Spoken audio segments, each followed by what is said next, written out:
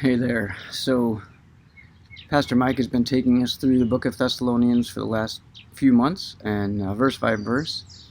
And I just would encourage everybody to read through this book in its entirety. That's what I've been doing every Sunday morning, maybe. Just takes about 15-20 minutes to read through and just really get a good picture of what Paul has to say. And it's just really putting a lot of things together for me. I'll just want to highlight, I just want to point out in chapter 5, verses 12 to 14, we ask you, brothers, to respect those who labor among you, who are over you in the Lord and admonish you, to esteem them very highly and love because of their work. Be at peace among yourselves. And we urge you, brothers, admonish the idle, encourage the faint-hearted, help the weak, be patient with them all. And he continues on to here just a laundry list of things that Paul apparently has been teaching and really wants them to get a hold of. And so what is it here? The pattern I saw is in verse 12. Paul specifically says, respect those who are over you in the Lord and those who admonish you. Then he continues on and says, now we urge you to admonish the idols, encourage the faint-hearted, and basically be the example that we've been for you, for others.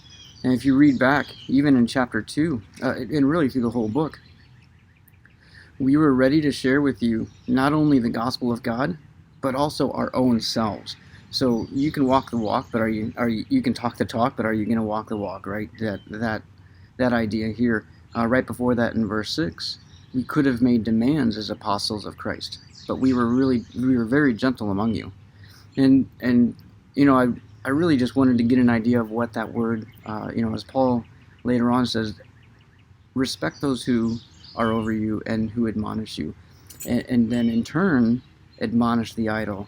So what does that word admonish really mean? And I think, of course it means correct and to instruct, but here's a definition that specifically says to reprove or to scold, especially in a mild and good-willed manner. And so I think that's where Paul, even in chapter 2, verse 6 there, said, we could have made demands, but instead we were gentle. And so that's something I really needed to learn myself, throughout different times in life. But I want to encourage everybody to read through the book in its entirety, to really just get a great idea, a better idea of what Paul is saying. And you can find some of these ideas that run through the whole course of the book.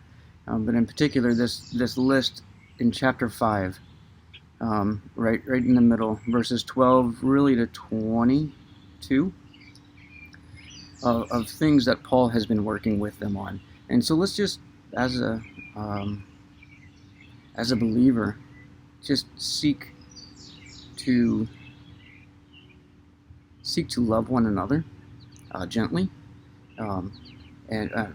but with the authority that God has given us. So